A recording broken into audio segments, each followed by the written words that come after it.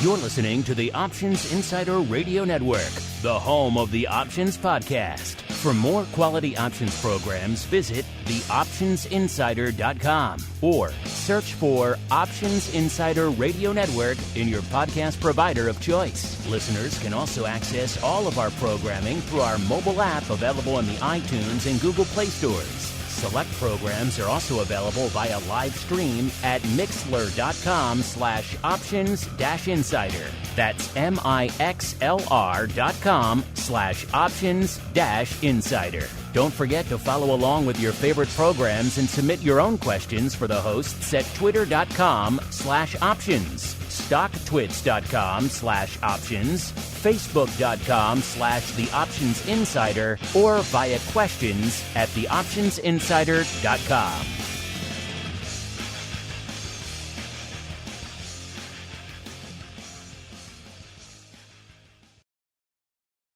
Gold, crude oil, corn, soybeans, and more. With so many tradable products, the futures options market can be an intimidating place. How can you possibly keep track of the latest trading developments across so many different products? Don't worry, we've got you covered. Welcome to This Week in Futures Options, the program designed to help active futures options traders stay on top of this ever-changing marketplace. Each week, we'll break down the top trades, hot products, volatility explosions, and much more. This Week in Futures Options streams live, so be sure to check out our live stream via the Mixlr app. That's MIXLR. Or join our live chat room at mixlr.com/options-insider. Whether you're an experienced veteran or a newcomer looking to separate the wheat from the lean hogs, This Week in Futures Options has the information you can't find anywhere else. This Week in Futures Options is brought to you by CME Group, the world's leading and most diverse futures and options exchange. For more information and educational resources about futures options at CME Group, visit cmegroup.com/options. This Week in Futures Options is also brought to you by FTSE Russell, a leading global provider of benchmarks, analytics, and data solutions. For more information, please visit ftserussell.com, cboe.com, and cmegroup.com. And now, get ready to break down the latest futures options trading activity. It's time for This Week in Futures Options. All right, everybody. That music means it is Thursday. It is 1:30 p.m. Central, 2:30 p.m. Eastern. It is time once again to peer off into the world of futures options, see what's moving in the realms of energy, rates, metals, equities. Who knows what the heck's going to make it on the show today? That's why you have to tune in every week. My name is Mark Longo from theoptionsinsider.com, as well as, of course, from the ever-compelling, at least we think so, Options Insider Radio Network, reminding you whatever content you're getting, including TWIFO, but not limited to TWIFO, whatever platform you're getting it on, iTunes, Audible, Spotify, Podbean, wherever you get it, we don't judge. Keep rating and reviewing. It really does help new folks discover the content in these crazy, certainly tumultuous these days, markets. Of course, keep those questions and comments coming, too. We do love to hear from all of you guys and gals out there. Let's see who we're hearing from on the old program today. I'm pleased to be joined once again by my old friend, Mr. Sean Smith, the Managing Director of Derivatives Licensing, this time holding down the fort in the FTSE Russell mobile studios. Mr. Smith, welcome back to the program, sir. And where are you hanging your hat today? Mark, it's great to be on the show. Thanks for having me. Perfect. I am in Florida from the FTSE Russell studios, my mobile studio, as you put it. And it's we're about to get a lot of rain here, but it has been quite sunny and beautiful for the last couple of days. We got here a couple of days ago. If there's a day that ends in Y in Florida, chances are you're going to get some rain at some point during it. It's kind of just like clockwork.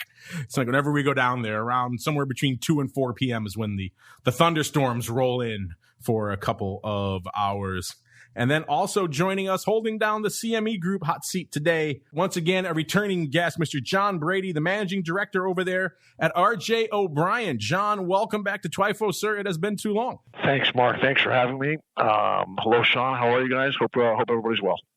Great to have you on the show, John. We are well, and it is time to kick things off the way we like to do. It is time for our movers and shakers report.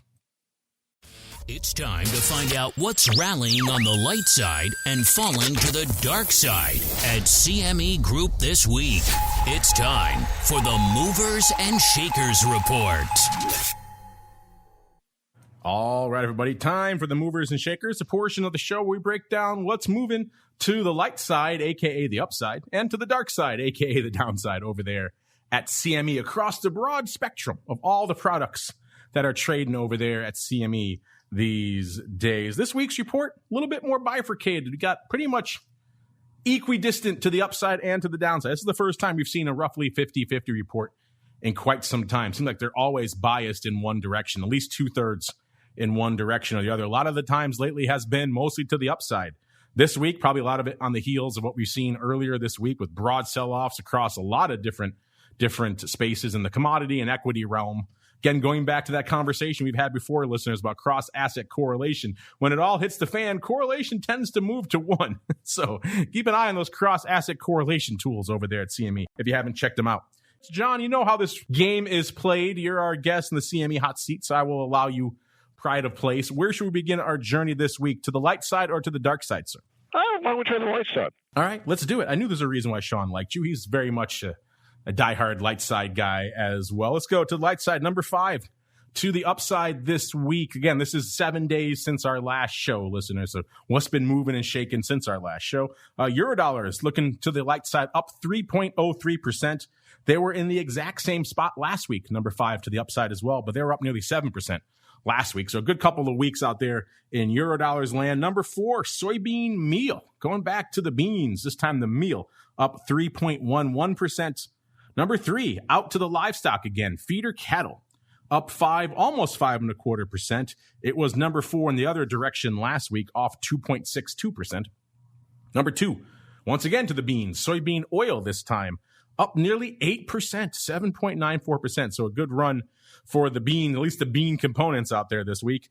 And number 1, with a pretty impressive bullet, iron ore. Haven't talked about that one on the show in a while. Up 10.5% almost this week. So quite the rampage here this week for iron ore. Let's go to the dark side. It was kind of a fight for who can make it into our bottom 5. The Russell 2000 just barely getting squeezed out. It falls at a number 7 with almost 3% to the dark side, 2.81%. It was number 3 in the same direction, off 3, about 3.25% last week. So interesting couple of weeks to the downside in Russell 2000. I'm sure Sean will have some interesting nuggets to share on that in a little bit. We got number 5 here this week is the NASDAQ 100, off 3.08%, so just barely beating out the Russell 2000 to the dark side. Number 4, one of our former winners. It's been winning for quite a while. Corn finally taking a break this week, off 3.16%. It was number 4 in the other direction last week, up nearly 7%. So it's been a good couple of weeks for corn this week, taking a bit of a break. Number 3, palladium. Another one doesn't make it on our list very often, off 3, almost 3.5%. this week. Number 2, jumping up a bit to KC Wheat.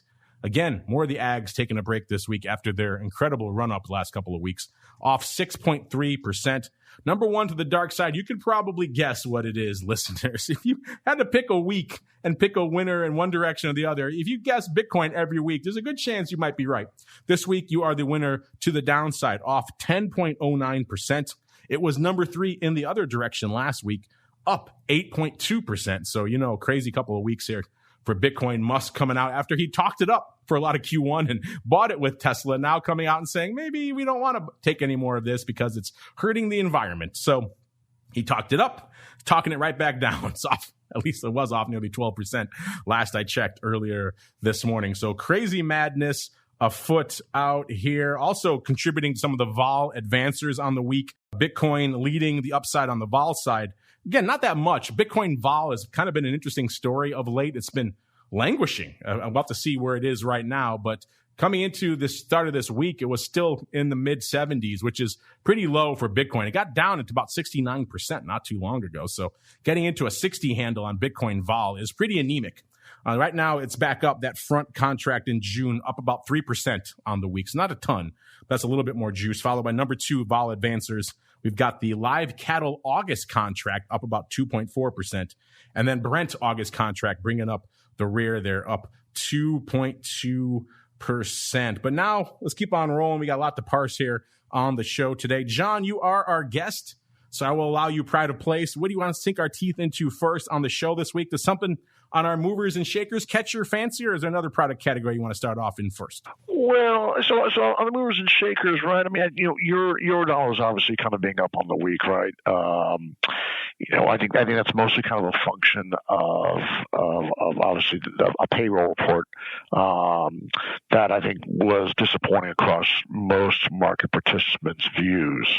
But Mark, I think that trade specifically. I mean, look, a lot of the stuff on the lighter side, right, continues just to sort of suggest or manifest the trade of the reopening, right, and the reopening going on not just domestically, but now starting to be picked up, in the UK and in continental Europe and things like that. So I think that's kind of what we're seeing. Bitcoin, I think on the downside, I think Bitcoin is kind of reflective of a little bit of Fed policy, inflationary pressures. We can delve more into that as the show goes on. But I think that in regards to Eurodollars and why they were up on the week, and this is a theme that I think we're going to kind of maybe explore a little bit more here over the next hour. The trade there is reflective not just of the soft employment number.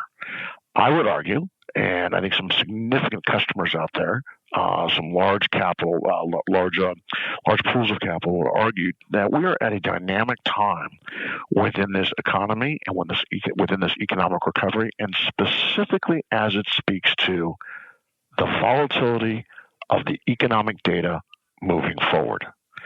Over the course of the last 4 days, we've seen an employment number that didn't miss. It really missed to the downside. And then yesterday, we saw a CPI number that didn't miss. It missed big to the upside. And I think that over the course of the hour, I think you and myself and Sean are going to have a great discussion about how the volatility of economic data is really going to drive the trade this summer. And I think that manifests itself very clearly in the performance of Eurodollar futures last week. I agree with you. It's like we were simpatico here, John, because I already have Eurodollar split up as we begin our journey in the rates. The Fed, the yield curve, inflation fears. How are they impacting options activity and volatility in your favorite interest rate products? Let's find out as we explore the world of rates. All right, everybody. Welcome to the world of rates. A lot going on out there over the last couple of weeks. We had Yellen coming out last week and spooking everybody, trying to put her old Fed chair hat on again, talking about raising rates out there. That spooked everyone for a while there. It seemed like the market recovered towards the end of last week. As John mentioned, this one kind of surprised me. We had, as he alluded to, not just a miss in those jobs numbers. It was catastrophic. They were expecting about 1 million new jobs. They got about 250,000 instead. So they were nowhere near the ballpark.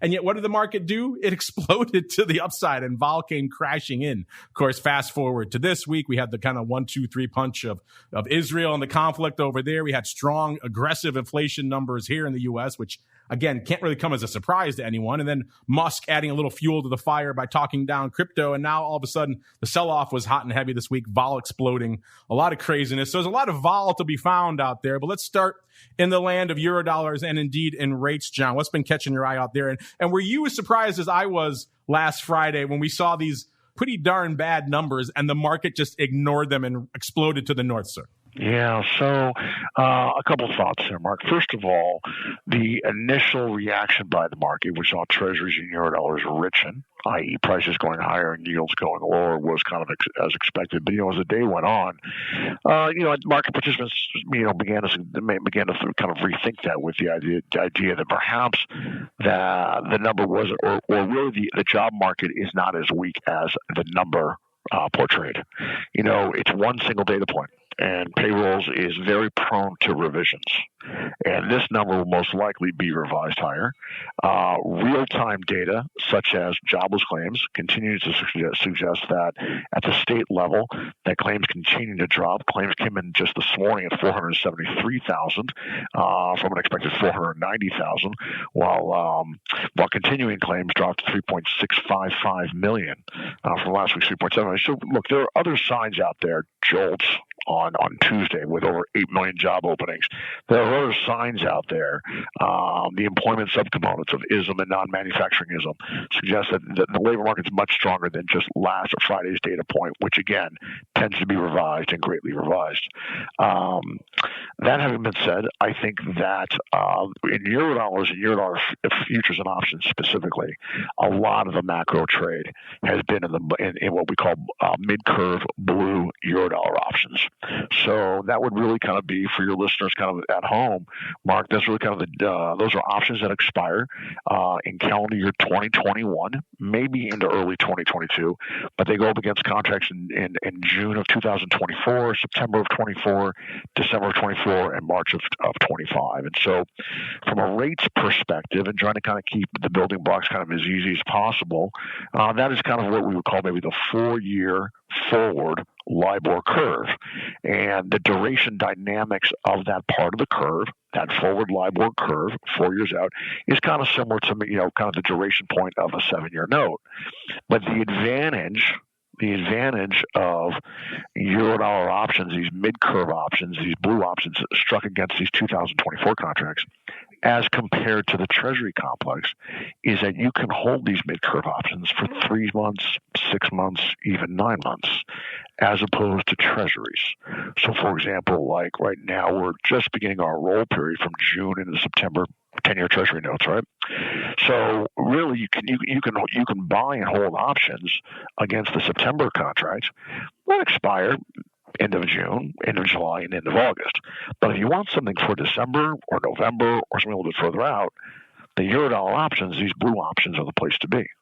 And large macro names, very large macro names, have been very busy accumulating downside put spreads, looking for a higher yield trade in Q3 and Q4, and they've been selling calls and call spreads against buying these puts and put spreads, and what strategies kind of known as a risk reversal, with the idea they're using the premium sales from the call spreads to finance their long positions and put spreads. So some of the more tactical names or the larger pools of leverage capital in here sort of have the view that as summer turns into fall, the economic data will remain hot, it will remain strong, and inflationary pressures may not actually end up being transitory.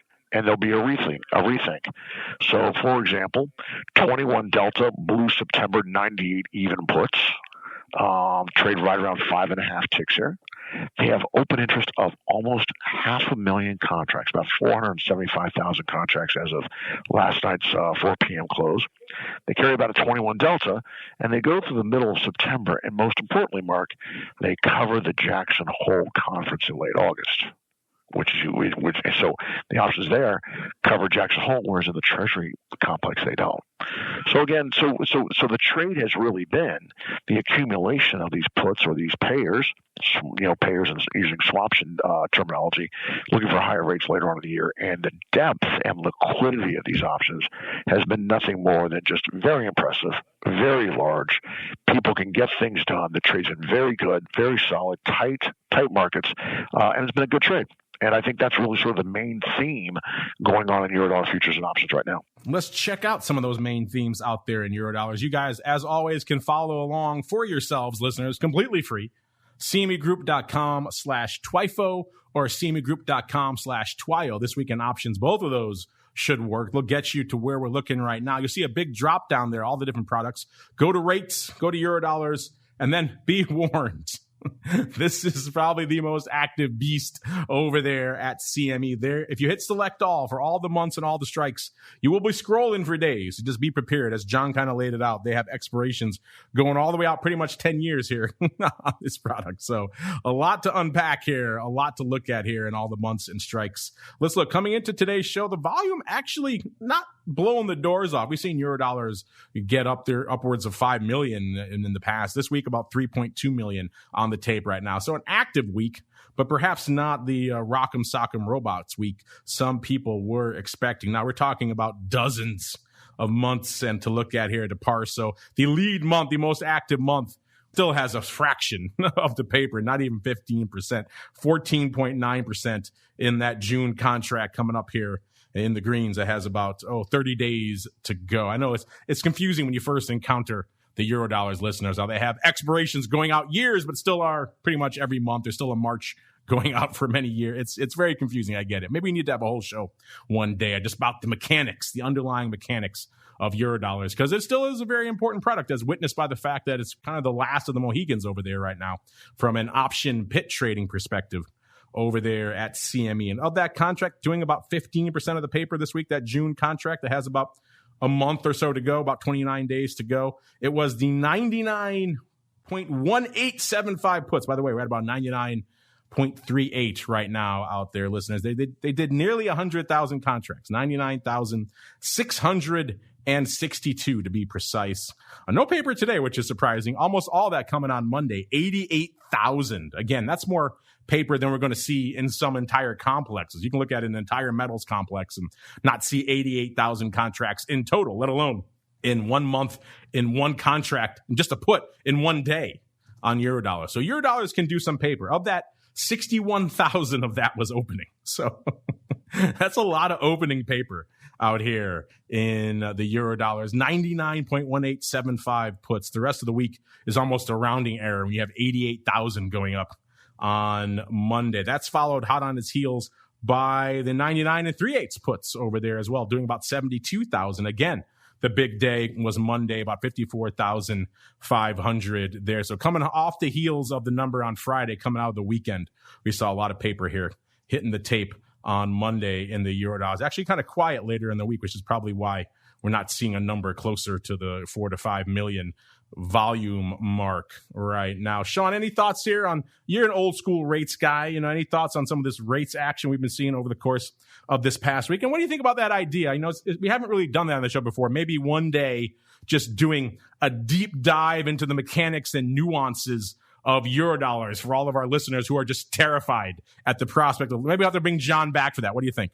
I think that's a great idea. But just to circle back, I think John made some really, really good resonating comments in regards to this, the data that's been coming out as of late and how the numbers have been reacting. These economic numbers have been mixed, and the revisions revert some of the numbers, as John also mentioned. There's been some inflationary numbers. There's been some slowdown of the economy numbers. There's been really positive economic numbers washing with some negatives. GDP a couple weeks ago, CPI, as John mentioned just a couple of minutes ago, was way higher than expected. But there's these blips in the economy that are causing these numbers and these blips. So I think things will come down. I see the volatility as being what I like to call healthy vol, because it is absolutely tradable. As John said, these markets are deep and they're liquid, and you can always get your trades done in the Eurodollar complex. And that hasn't changed, since it was open outcry. That was, back in those days, you still got everything you needed to get done. So the pit, or I should say, the Eurodollar complex now being electronic is deep and liquid. Options are still open outcry, of course, but just incredible liquidity and depth in that market. Where else there's incredible liquidity and depth, and I'm sure a lot of you have questions, have been paying attention to quite a bit this week because it's been very tumultuous, and it's certainly lighting up our movers and shakers this week. It's the equities, so let's get to it. It's time to explore the volatility swings, skew changes, and hot options trades in your favorite indices. It's time to talk equities. All right, everybody. Welcome to Equities. You guys can follow along with this as well. Same deal. Go to the drop down, get out of the rates, go into the equity indices, and then pick your poison here. We're going to start in Russell 2000. You can hang your hat pretty much anywhere. By the way, if you're new to the show, these reports are running all the time, 24/7. You can go in there at 2 a.m. on Saturday night if you want to check your fluid milk. We won't judge. Just check it out. The reports are always there for you, always calculating, always running. So you guys can get access to those. It's a great bonus. If you're listening to TWIFO, if you're trying to learn about these markets, you really have no reason not to check these out. This is kind of the only game in town for this depth of analytics on the futures options front. There aren't many sources for this. Unlike the equity markets where there's a lot of places offering you analytics there. On the futures options side, not many. You got Nick and his team over there, Quick Strike and Bantix, really kind of doing yeoman's work. So you folks should check it out if you're even remotely intrigued by any of you can't beat the price. And if you like it, you can always upgrade, get some more bells and whistles on it. Speaking of bells and whistles, John mentioned the volatility of economic data. That in and of itself is driving a lot of broad market volatility. We have numbers here for kicking off the show. We like to start equity analysis looking at volatility because it's kind of hard to talk equities without talking the flip side of that coin, which is volatility. Of course, since then, we had a listener on our last show ask about, is the CDC about to announce repealing some of their mask mandates? And if so, what impact will that have on vol? It seems like they're coming for vol now. CDC did just make that announcement, so we have to re-rack these numbers later in the show and see how these were. But coming into the start of the show, we had our old friend RVX, a.k.a. the VIX of the Russell 2000. Sean, how long have we been saying? It couldn't get below 30. Then once we were below 30, we're like, maybe it can get back above there. Sure enough, it did this week. This big sell-off drove us back north of 30, nearly 33, 32 and about 3/4, up about almost 5 points, about 4 3/4 points from our last show. It hit a high of nearly 34. That was just today, 33 3/4. So it's already come off a point from its high. So it was threatening 34 earlier today, Sean. So small caps getting volatile. VIX coming into showtime, 24.86, puts it up about 5.5 points. Hit a high of nearly 29 today. Of course, looks like that's coming off now as a result of some of that CDC mask vol getting squeezed out of the market. VVIX, which is the volatility of volatility, you know that's going to be higher at about 133.5. That puts it up about 22, almost 23 points. This is back to the levels of vol listeners that we saw back during the madness of the pandemic. We were north of 120 for most of the pandemic season, and now we're back in that elevated and frothy level again, listeners. And vol Q, how long have I been saying, man, NASDAQ vol can't really catch a bid. It's glued to 22. Caught a bid this week up to about 26.5, puts it up about 4 1/4 points from where we were this time last week. So let's break down some of those spreads. The large cap to small cap vol spread, aka the VIX to RVX, a little bit shy of an 8, about 785. That's about 3/4 of a point tighter than it was this time last week. And then we have the VIX to vol Q, so the S&P 500 to the NASDAQ at about a little over 1.5, about 1.6 points. That's more than a point, about 1 1/4 points tighter than last show. Probably a lot of that driven by the fact that vol Q is finally moving. It was kind of glued at 22 while VIX kept bouncing around. Now they're both moving, so that's going to change that spread a little bit out there. So, Sean, a lot to unpack. Let's start with you because small caps have been just blowing it up out here of late. A lot of folks are asking questions about what's going on in the realm of small caps, what's driving this sell-off. I know you and the research team over there at FTSE have been doing a lot of research into this, sir. What's been lighting up your tape in small caps these days? So thanks for mentioning our market research, folks. Philip Lawler, our head of research, has just put out a couple of nice blogs in the past week on what's behind the recent Russell 2000 underperformance. I would still consider that performance, but the Russell 1000, our large cap index, has outperformed the Russell 2 as of late. But also another blog on how U.S. stocks and our Russell 3000 complete complex, looking at large caps in particular, how they've outperformed the rest of the globe in terms of growth versus emerging markets and other places around the globe. So please go to our website and check out. And as a matter of fact, you could actually come to TWIFO and take a look at these reports as well, right, Mark? I'm sure they can take a look at them there. But Philip Lawler has put out just some fantastic economic data in regards to what's causing large caps now to outperform small caps in the recent couple of weeks. And, it's that tech stock weight in the large caps that has really kind of catapulted. We just went through some really, really strong numbers in terms of earnings with a lot of these stocks in these indexes. And on the tech side, you had some strong earnings. As you know, the Russell 2000 doesn't have such a strong tech weight in it. It's much more diversified into consumer products and services, healthcare, travel and leisure, banks, personal goods, retailers. So there's this mix of real domestic U.S. stocks that drive small caps here in our Russell 2000 index. And when you have the big kind of a shift from these types of stocks to the more growth stocks, like the tech sector within the Russell 1000, you're going to see this outperformance, and it's happened. But we're still looking at fantastic performance from our entire Russell suite, and it's been fantastic. Not to mention the liquidity, as we've mentioned earlier in the show, has been unbelievable in the Russell 2000 futures and options and micro futures at CME Group. The volumes are just looking fantastic. So customers are having a fantastic experience getting in and out of those markets. And the growth on the SIBO mini Russell options has grown as well. So we're really excited to see that traction. Customers are able to hedge. Customers are able to make a statement in equities. Investors are being able to use these products to gain access in and out of the market. So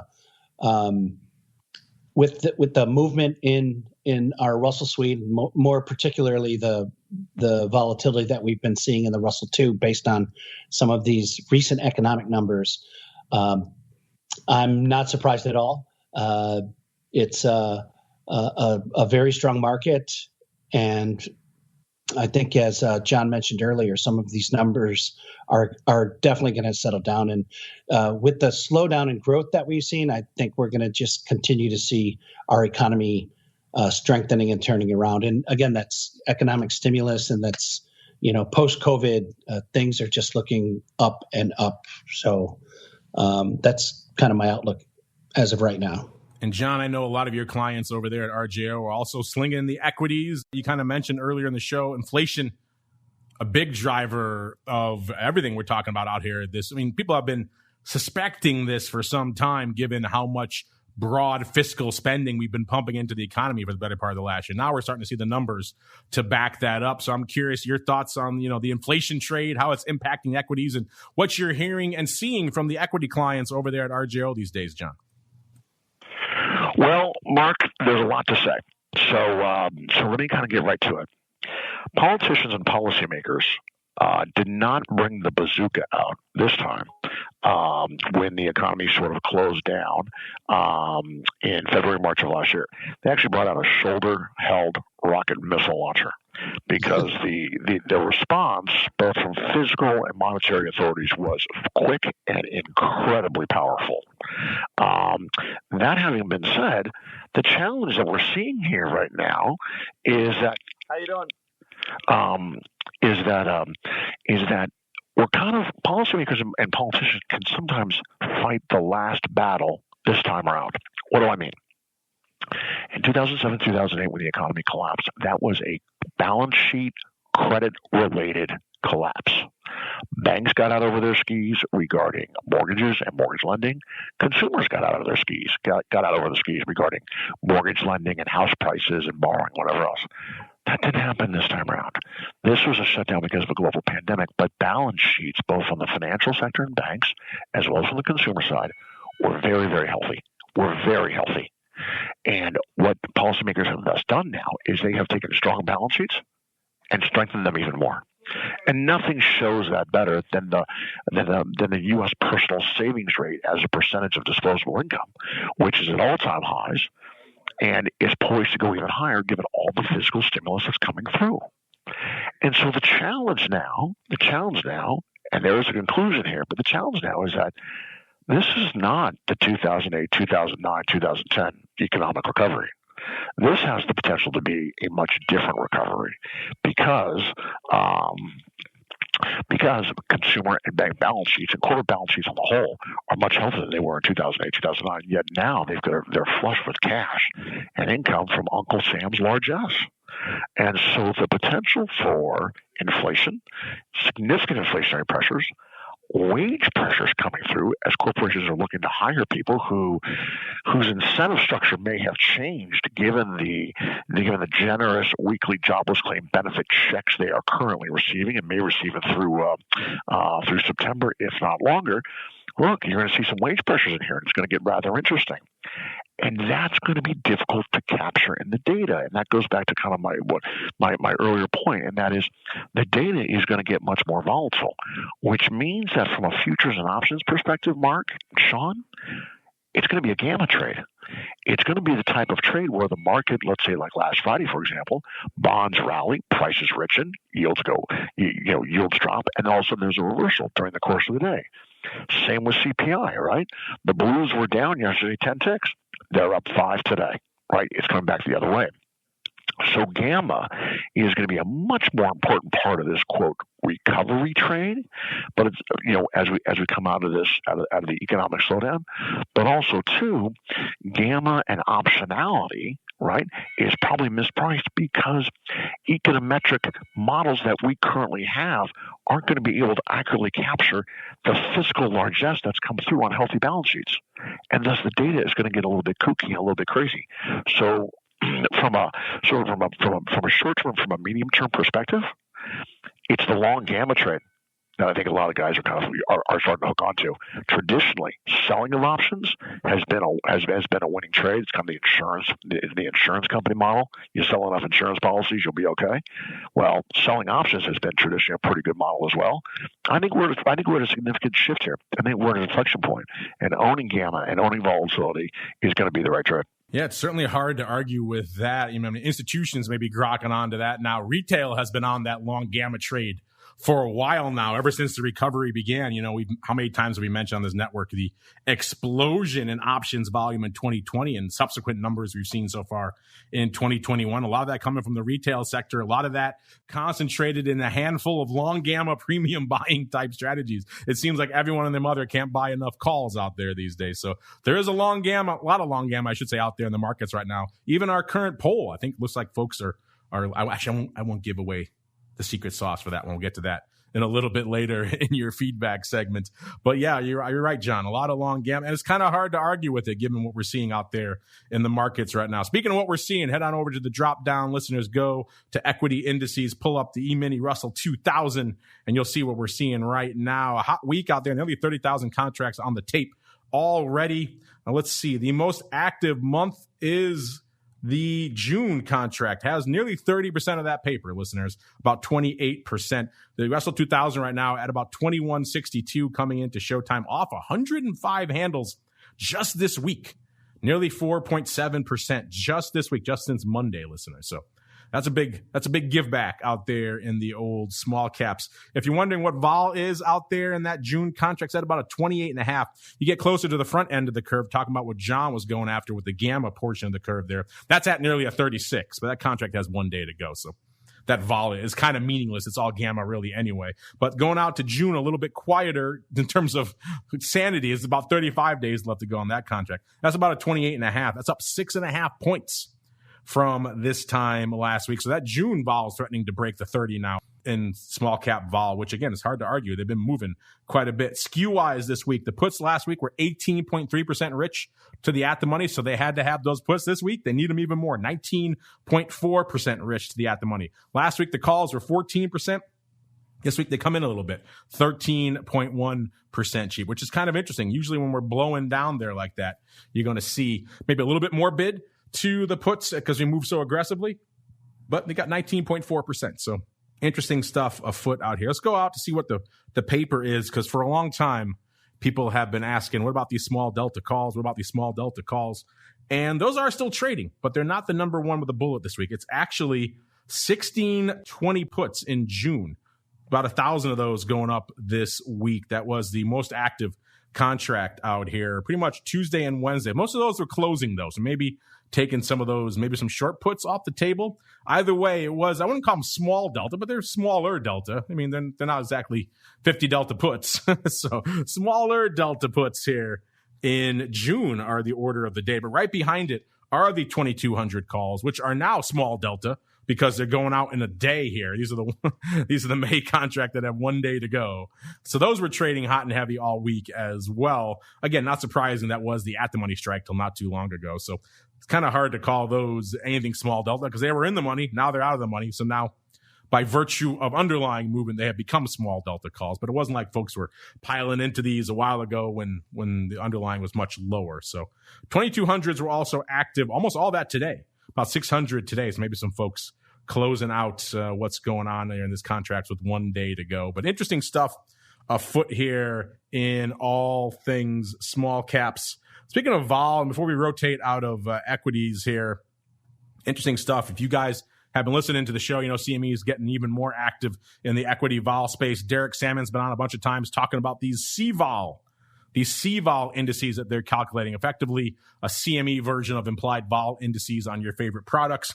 Spoiler alert, Derek's coming back to talk about more, including these. They just announced just before the show here 5 new additions to the CVOL suite of indices. So now you can, and these are going to be multi-product kind of aggregated benchmark indices. They launched 5 more. So they have a treasury curve CVOL index now that's going to aggregate the 2-year, 5-year, 10-year, and 30-year CVOL indices. Then you have an ag CVOL index that's going to aggregate corn, beans, wheat, soybean oil, soybean meal, lean hogs, live cattle, and class 3 milk. All that together in one index. That's going to make for an interesting number. Then we got an energy CVOL index. I think you know where I'm going with this. It's got WTI, Henry Hub, Nat Gas, RBOB, and New York Harbor CVOL indices in these. The metals CVOL index is going to have gold, silver, and copper in that one. And then just a general commodities CVOL index is going to kind of be in all of the above. It's got WTI, Henry Hub, RBOB, that New York Harbor contract, corn, soybeans, wheat, lean hogs, live cattle, class 3 milk, gold, silver, and copper. All of that in one index list. It's going to be kind of like the fear index for commodities. That's interesting. So I'll be curious to pick Derek's brain on this one when he comes on the show, why they decided to basket some of these together, because these are very disparate products going together. That's going to make for an interesting calculation, I would think. So if you're wondering now, the CVOL suite, easy for me to say, up to 40 different indices across pretty much everything they trade at CME. So you can check them out over there at cmegroup.com. Well, a lot to parse here, but before we keep rolling, John, you're our guest. I'll let you decide where we hang our hat next. We talked about rates. We talked about equities. What else is on your radar this week, John? I think the big thing too is what Fed communication is right now. The Fed's new average inflation targeting framework, where they're going to let inflation run a little hot. You know, that you know, we're going to let the genie out of the bottle just a little bit, Mark, just a little bit, is going to get tested. You know, again, kind of going back to our earlier point regarding the health of consumer and corporate balance sheets before the pandemic struck, and then what they look like coming out of the pandemic as we have an economic reopening. Look, this whole framework about maybe trying to average inflation a little bit higher than otherwise is going to get tested. And you've heard Fed officials this week continue to pound the table. Brainerd on Tuesday, Clarita yesterday, Chris Waller, new Fed Governor Chris Waller today, suggest that, look, you know what? The Fed expects us to be transitory. It's going to be transitory, and they are prepared to stare down the market. As we all know, as market veterans, staring down the market, saying you're going to do it, and actually being able to do it can sometimes be two different things. And I think that's sort of, and so Fed communication, the Fed's kind of boxing itself into a corner, you know, kind of creating a Maginot line, if you will, with the market in terms of sticking to their guns. So I'm quite sure it's going to work.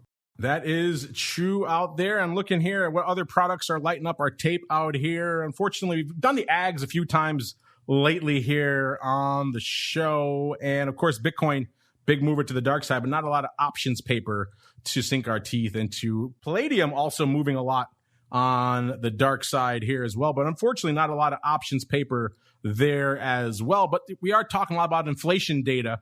And that inflation trade tends to drive a lot of interest in the metals, especially the shiny stuff. So let's hang our hat there next. Werewolves beware.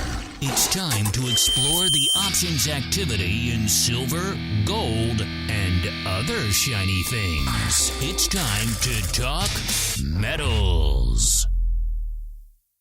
All right, everybody. Welcome to the metals. Haven't had a chance to really parse metals on the show in a little bit. So this will be kind of fun. Like I mentioned, palladium off nearly 3.5%. Number 3 to the dark side. Unfortunately, not a lot of paper lighting it up out there.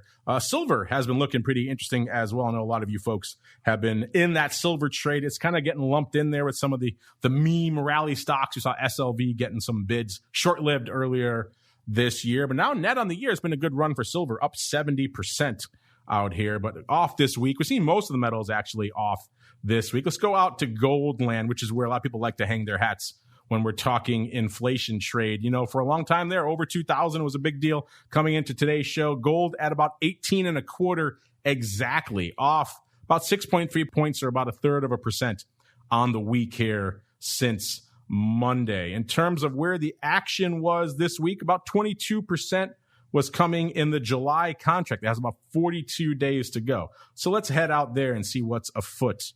People are always talking about Bitcoin vol and how anemic it is. I've made the comparison multiple times now on this program, on the Crypto Rundown program, that crypto vol, everyone always makes the comparison Bitcoin to digital gold. Crypto vol, in particular Bitcoin, is starting to behave a little bit like gold vol has for a while, where it's kind of languishing, then it gets these short-lived spikes, and then they come right back down again to whatever level it was languishing in. We saw multiple spikes with Bitcoin, and then we saw it come off. We'll see now if this little bit of downside here at this new level of vol is sustainable, or if it's going to come right back down again. But so far, for the last month or change, it's been behaving a lot like gold vol. Let's look at gold vol right now, out here with about 32% of the paper. Actually, I take it back. 32% of the paper actually was in June.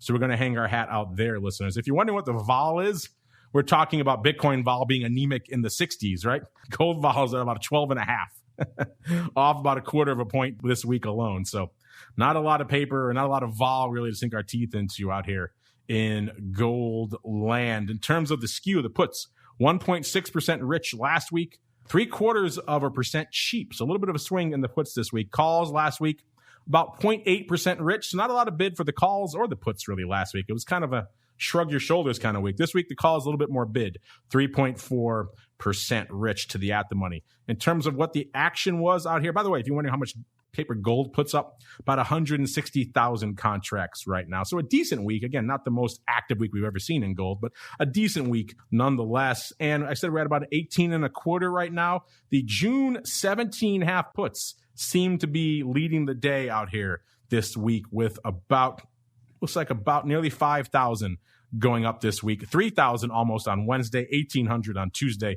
The rest kind of scattered throughout the week. Both of those days biased ever so slightly towards opening. So back and forth, but biased towards opening paper on the 17.5 puts in June, which are about 75 points out of the money exactly right now. So interesting stuff here. Again, we're selling off, so a little bit out of the money puts in gold trading. Not exactly super surprising. Hot on its heels, though, were the 1,800 puts, a little bit closer to the fire there with about 4,800 there as well. The big day, actually Tuesday for those, about 1,900, almost 2,000 going up on Tuesday, 1,300 today, 1,000 or so on Wednesday, and about 500 on Monday. Most of that opening, obviously we don't know today's numbers, but most of that opening throughout the rest of the week. And then 1,875 calls. It's kind of a neck and neck this week for all three of those strikes. This is about 4,650. So right behind the other two strikes there in terms of volume. And almost all of that paper on the 1875s coming today, 3,220.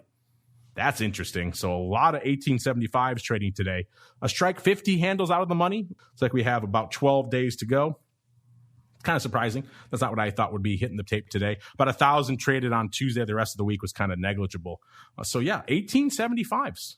Surprising bit of action, neck and neck with the 17.5 puts and the 1,800 puts out here in gold this week. You know what else you have to do in gold, listeners? Whenever we're looking at the shiny stuff, we have to look a little bit farther out to look for those funky out-of-the-money flies that always seem to like to go up here in gold. Looks like I found one, listeners, out here in SEP. Not that far out of the money, though. It's like the SEP 2000s trading 2,400 contracts this week, and followed by the 2,100s going up 2,255 times. Maybe a 1 by 2 on Monday, 500 by 1,000, pretty much exactly going up. And then let's maybe a vertical 2,850 by about 550 on Tuesday, 2,000, 2,100. And looks like about 800 each going up again today. So both these strikes in SEP, the 2,000 and the 2,100, doing similar paper this week. I'll have to dig in a little bit more to see what's opening here, but it looks like a 1 by 2 may have gone up on Monday. The numbers are just too lined up for that not to be the case. In fact, actually looks like 500 of the 21 halves also traded on Monday. So maybe we got a 2,000, 2,100, 21 half, 500 by 1,000 by 500 going up out there, which would make a little bit more sense and not just net open short on that 2,100 strike. So again, a week, a day that ends in Y, you're going to have some funky upside in gold. And it seems like that is the case. I'm not sure what it is about gold as opposed to all other products that just loves to bring in this funky upside fly paper, but we're getting it again here this week. John, you like to watch inflation. That's been a big driver of a lot of the trades you're seeing over there at RGO, including, I'm sure, the metals. Anything light up your tape this week in gold or any of the other metals out there, sir? No, I think the big theme for the big theme as it relates to gold, Mark and Sean, is that gold's kind of underperforming here because of the outperformance and the volatility and the craziness of Bitcoin. Bitcoin's kind of, excuse the pun. I wouldn't make it as a stand-up comedian, but Bitcoin's taking the shine. Stolen the shine from gold and silver during these inflationary pressure times. And so gold bulls, I think, are a little bit of a frustrated crowd because on a fundamental basis, on a traditional fundamental basis, gold and silver, platinum, palladium, and palladium, again, that's more of a chip play, a semiconductor chip play, and a strategic metals play. But gold and silver should arguably be significantly higher given the inflation pressures that we're seeing. But Bitcoin's taking the shine, and that's been the trade. That's been the talk amongst our customers. I like that. Taking the shine. You saw quite the punster today. You came armed with some good ones, John. You had the shoulder-mounted missile before you got taking the shine from the metals. I see what you're doing over there. I could certainly. I would starve as a comedian. We all know that. You brought some good material nonetheless. Let's see if our listeners can follow suit. It is time for their futures options feedback. It's time for your questions, comments, and insights. It's time for Futures Options Feedback. Submit your questions at twitter.com/options, facebook.com/theoptionsinsider, stocktwits.com/optionsinsider, or via questions@theoptionsinsider.com. You can also submit your feedback via our Options Insider Radio Network mobile app, available for iOS, Android, and Kindle Fire devices. You can even ask your questions live via our Mixlr chat room. So grab the Mixlr app or just search for Options Insider at Mixlr.com. That's MIXLR.com. All right, everybody, let's get to it. Your feedback. You guys ask us great questions. Sometimes we turn the spotlight back on you like we're doing right now. It's funny, when we posted this poll at the beginning of the week, markets were very different. Kind of back in that realm and regime today. Let's see how long it lasts. But we asked you at the beginning of the week, before all the madness popped off, we said markets were hovering at new all-time highs. Volatility was trending lower. In this environment, what is your go-to option strategy? We gave you 4 basic choices. You guys can always reply, DM with your other suggestions. We know you like all sorts of funky strategies. We gave you 4 basic ones to choose from: buying calls, buying puts, the covered call, or indeed the short put. It's about a day left in this poll. Head on over to @options to make your voice heard. I'm curious for you, John, if you have a vote in this, have at it. But B, more importantly, what are you seeing from your clients right now in this environment? And then C, what do you think our audience is voting for? 3 questions for you, sir. No, I think you want to be kind of long. When it comes to risk assets specifically, I think risk assets equities still have to adjust a little bit more to this kind of rising inflationary story.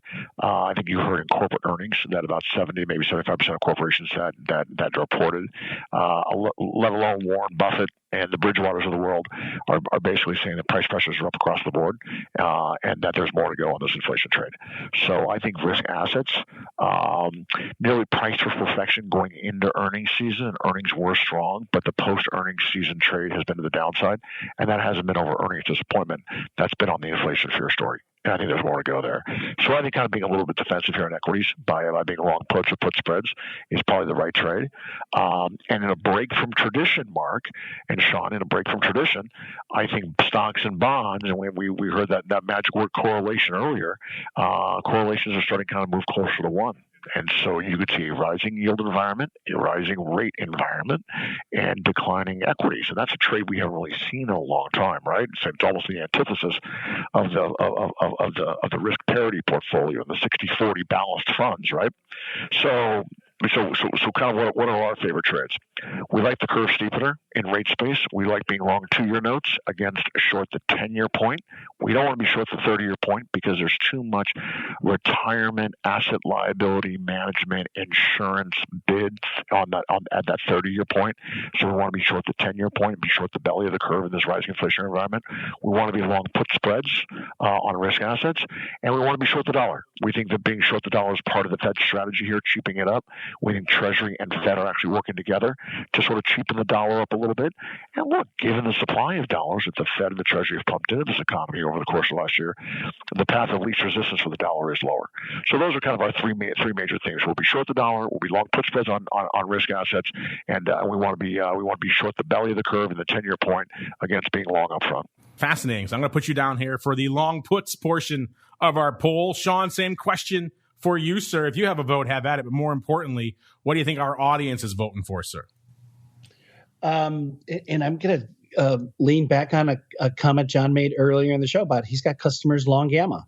So I'm going to be kind of leaning that way myself.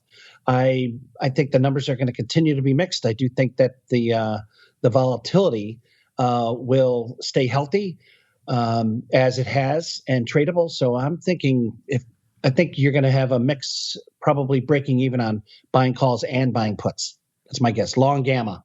Wow.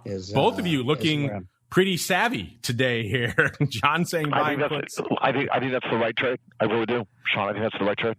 Well, let's see how our audience feels. And like I said, both of you pretty prescient, fairly savvy today. Buying puts winning right now, 39.3%. So both of you on that tip. Following hot on its heels, though, buying calls, 29.5%. So, again, John's kind of long gamma trade certainly leading the dance. Covered calls, number 3, about 27.9%. This surprised me. No love at all for short puts, 3.3% out there. And you guys have responded with your alternatives. We love you all who want your diagonals and your flies and stuff. I wish we could give you all those choices. Unfortunately, only limit us to 4 on Twitter. So we have to keep it kind of straightforward and basic for stuff out here. Let's go to a couple more questions here really quickly here. Let's go to, actually, this is an interesting one, Sean, because you come from the broker perspective. I'd be curious to get your thoughts on this. This comes from J3 Dingle, one of our regular listeners. He wanted to know, is it ever a good strategy to sell covered calls to avoid a margin call? I thought this question was kind of interesting because on the surface, you say to yourself, why would you do that? It doesn't really accomplish anything different.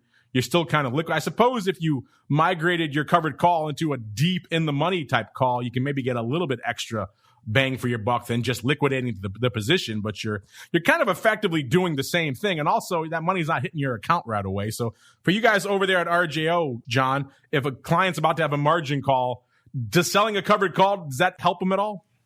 I don't think so. Look, I don't think that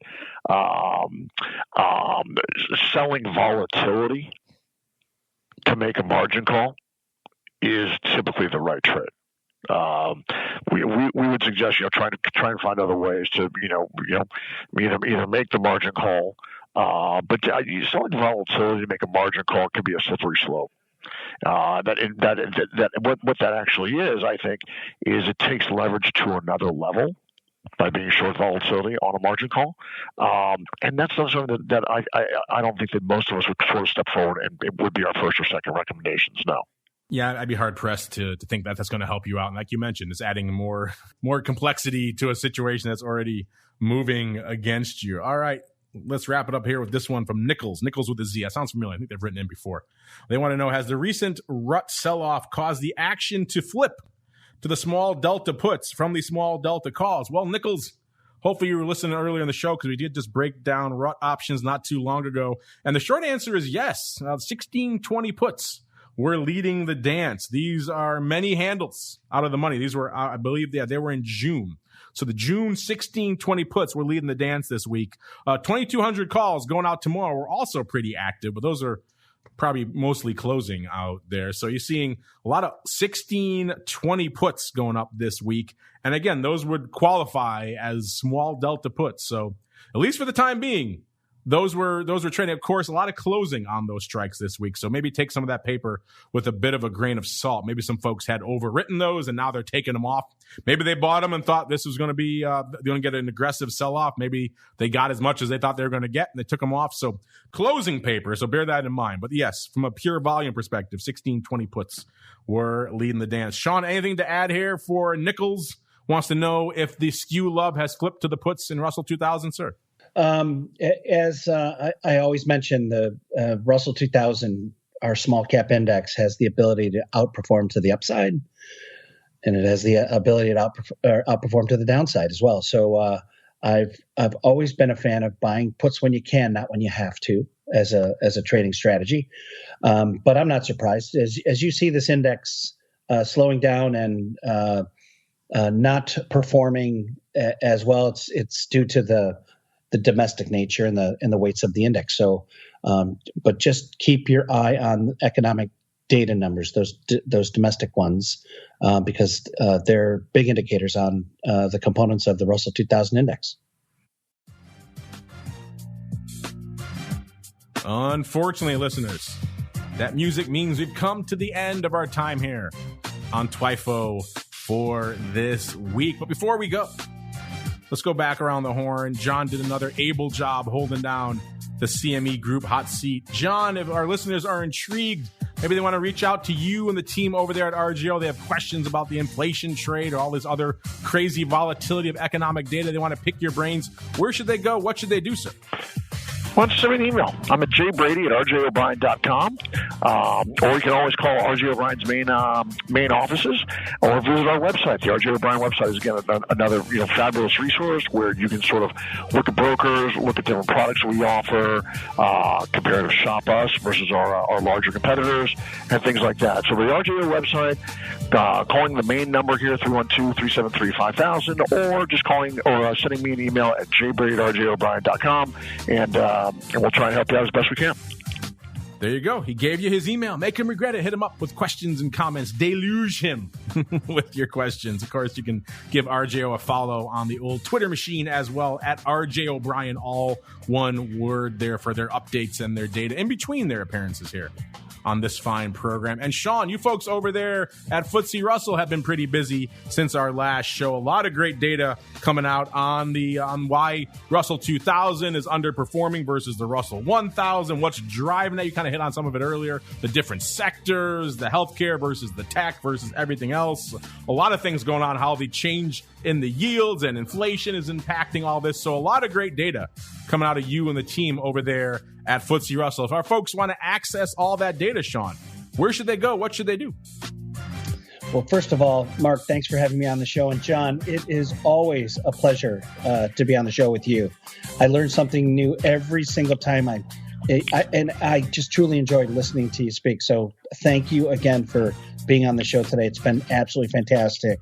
Well, it's a pleasure. You guys are a lot of fun, and you're smart, right? So it's always a pleasure to talk with smart people. And you guys are very nice to have me on. So thank you. I appreciate the compliment. But yeah, there's fantastic data at FTSERussell.com. The blogs that were recently put out are there. So all you have to do is type FTSERussell.com/blogs, and the most recent economic data that we discussed on large and small cap Russell indexes versus the economy in the global index universe is there. So feel free to look at those blogs. And again, I always am available if you have a question. It's sean.smith@lseg.com if you want to send me a note or send me a question. Happy to help in any way. There you go. A lot of great data. You can also give them a follow as well at FTSE Russell, FTSE Russell, on the old Twitter machine. So a lot of great data coming out there as well in between episodes of this program. You know where to go in between episodes of TWIFO. Maybe you want to run your own reports Like I said, 2 a.m. on Saturday, we don't judge. CMEgroup.com/TWIFO or /TWIO are the places to go for that. A lot of great research coming out of Eric and his team over there at CME these days about bond vol, about metals and everything else. I didn't have a chance to even get to it on the show today. Check it out over there at CMEgroup.com as well. And on behalf of everybody over there at CME and John, everybody over there in RJO land, and Sean, everybody holding down the fort in FTSE Russell Studios, and indeed myself, I want to thank all of you out there for downloading, streaming, subscribing, for listening live on a very tumultuous week. Stay safe, stay sane out there. We'll be back again tomorrow. You got a lot of vol going on this week. We're going to break it all down tomorrow, noon Central, 1 p.m. Eastern on Volatility Views. Then we're back again next week. The option block on Monday kicks it all off all the way through to Thursday and another episode of This Week in Futures Options.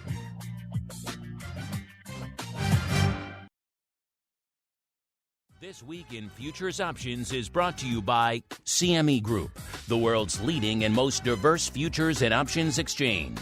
CME Group's markets help individuals and businesses around the world manage risks and seize opportunities. CME Group offers the deepest and most liquid options on futures across all asset classes, including interest rates, equity indexes, foreign exchange, energy, agriculture, and metals. For more information and educational resources about futures options at CME Group, visit cmegroup.com/options. This Week in Futures Options is also brought to you by FTSE Russell, a leading global provider of benchmarks, analytics, and data solutions. Investors in the U.S. and around the world are using FTSE Russell indexes to benchmark their investment performance and create investment funds, ETFs, structured products, and index-based derivatives. Many Options Insider Radio Network listeners will be familiar with the Russell 2000 Index. Russell 2000 futures and options are currently trading on the Chicago Board Options Exchange and CME Group. For more information, please visit FTSERussell.com, CBOE.com, and CMEGroup.com. This broadcast is intended for informational and educational purposes only and does not constitute trading advice or the solicitation of purchases or sale of any futures or options.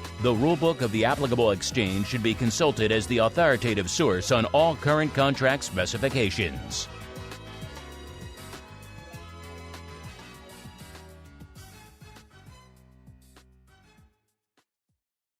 You're listening to the Options Insider Radio Network, the home of the Options Podcast. For more quality options programs, visit theoptionsinsider.com or search for Options Insider Radio Network in your podcast provider of choice. Listeners can also access all of our programming through our mobile app available in the iTunes and Google Play stores. Select programs are also available via live stream at mixlr.com/options-insider. That's mixlr.com/options-insider. Don't forget to follow along with your favorite programs and submit your own questions for the hosts at twitter.com/options, stocktwits.com/options, facebook.com/theoptionsinsider, or via questions at theoptionsinsider.com.